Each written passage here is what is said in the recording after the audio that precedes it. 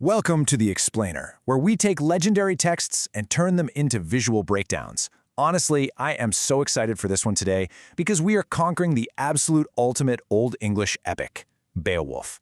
And look, we're not going to treat this classic like some dusty, boring textbook reading. No way. We're going to look at it for what it truly is, the original, adrenaline-fueled boss rush. So let's just dive right in. What actually connects modern fantasy blockbusters directly to a single ancient text sitting quietly in the British Museum? Well, if you've ever, gotten lost in the deep lore of the Lord of the Rings or spent way too many hours slaying dragons in Skyrim, you owe a massive debt to the exact manuscript we're looking at today. Which brings us to our first point, looking at this Old English masterpiece. To really appreciate this story, we've got to strip away all that intimidating Old English language and look at how it actually came to be. So the story itself is set in ancient Scandinavia, sometime between the 5th and 8th centuries. And for generations, it was entirely an oral tradition. Just picture people chanting it around roaring fires. It actually wasn't until the early 11th century that two Christian monks over in England finally penned the single medieval manuscript that survives today. It is this incredible, wild mashup of pagan history and Christian transcription. But hey, before we meet our main guy, let's take a quick look at his name, because it honestly tells you exactly who you're dealing with. The name Beowulf literally translates to bee wolf, right? And a wolf that hunts bees is a bee hunter, which is just a brilliantly badass ancient colloquial way of saying bear. So yeah, our mighty hero's name is essentially just Bear. All right, let's get into round one, defeating Grendel. Our first major level drops us right at King Hrothgar's ultimate party venue, this towering mead hall known as Heorot. King Hrothgar built this massive place for his warriors to feast, drink, and celebrate their victories. But here's the problem. The 24/7 partying absolutely enrages a neighboring giant named Grendel. Now, the poem epically describes him as a fiend out of hell, a direct descendant of the biblical Cain. But honestly, when you get right down to it, Grendel basically just has a massive Grinch complex. He hates the noise, he hates the joy, and he decides he's going to shut this party down permanently. And he does it in a brutal display of terrifying efficiency.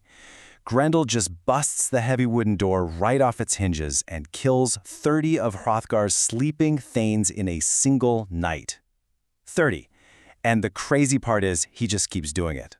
For 12 long, agonizing winters, he terrorizes the hall, taking the greatest house in the world and turning it into this empty, bloody nightmare. Enter Beowulf. He's this mighty warrior of the Geats who sails over to help, and he devises a completely wild strategy. See, since Grendel is this monster who completely scorns weapons and relies on his wild strength, Beowulf decides to just level the playing field. He strips off his heavy iron breastmail, literally ditches his shield and sword, and decides, yep, I'm gonna fight this demonic giant completely barehanded. So the moment Grendel breaks in, they just start beating the absolute crap out of each other. I mean, they are smashing mead benches and tearing up the hall with these sick wrestling maneuvers. Beowulf actually gets the monster in an unbreakable arm lock until he literally disarms him, like tears Grendel's arm clean off. It's wild. Grendel runs off to the swamp to die, and Beowulf earns so much golden land from King Hrothgar, it's honestly like he just bought a fully furnished house in Whiterun.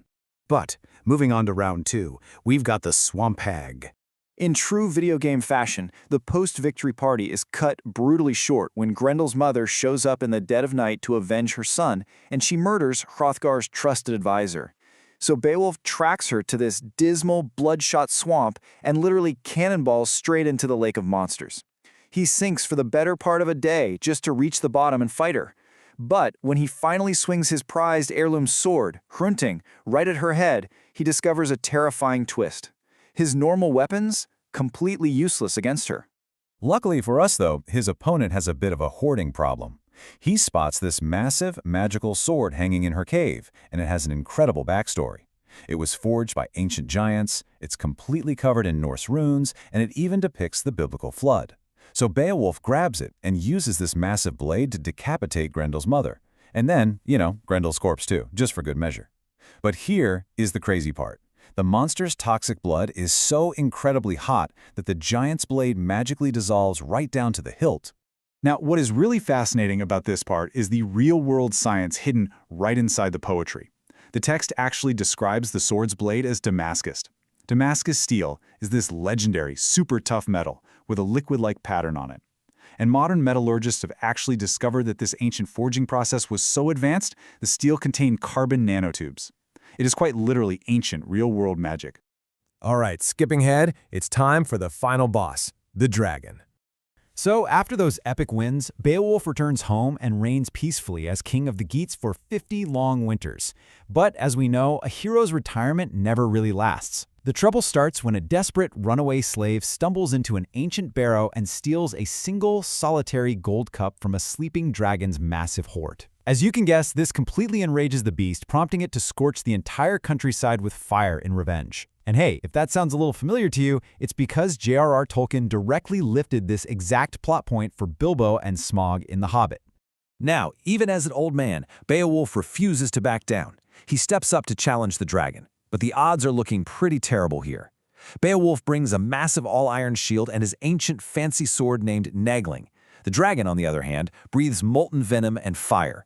And when Beowulf manages to strike the dragon's skull, his own tremendous strength actually snaps his iron sword completely in half against the beast's scales. Seeing their king completely engulfed in flames, Beowulf's hand-picked backup dancers completely abandon him. They just turn and flee into the woods in pure terror. Well, all except one. His loyal young kinsman, Wiglaf, refuses to leave him. Wiglaf wades right into the deadly heat, finds a soft spot in the dragon's armor, and together, the two of them somehow manage to stab the fire-breathing monster to death. But man, the victory comes at the ultimate cost. During the fight, Beowulf sustains a fatal, venomous bite to his neck. Knowing his time is up, he uses his final breaths to just gaze upon the glittering dragon's hoard he just won for his people. And with his dying words, he names the brave Wiglaf as his successor.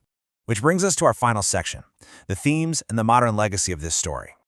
As the Geats build this massive, imposing burial mound on the coast for their fallen hero, let's just step back a second and look at what this epic, thousand-year-old adventure leaves behind for us today. When you strip away all the tangents and side quests, the core elements of the story represent some really deep, timeless themes. Grendel is the literal embodiment of raw jealousy and evil. The dragon represents ultimate destructive greed. And that grand mead hall, Heorot, it stands for human happiness, pride, and the absolute vital importance of hospitality. It is just this perfect battle between humanity's best traits and its absolute worst demons. So as we wrap up this explainer, we're left with a fascinating final thought. Beowulf fought for glory, he demanded treasure, and he ripped monsters apart with his bare hands. He was boastful, he was brutal, yet he was fiercely, undeniably loyal to his people, right down to his dying breath. So how does his ancient Nordic hero code hold up against the shiny, morally flawless heroes we tend to worship today? Think about that the next time you boot up a fantasy game or sit down to watch a superhero movie. Until next time, keep exploring the source.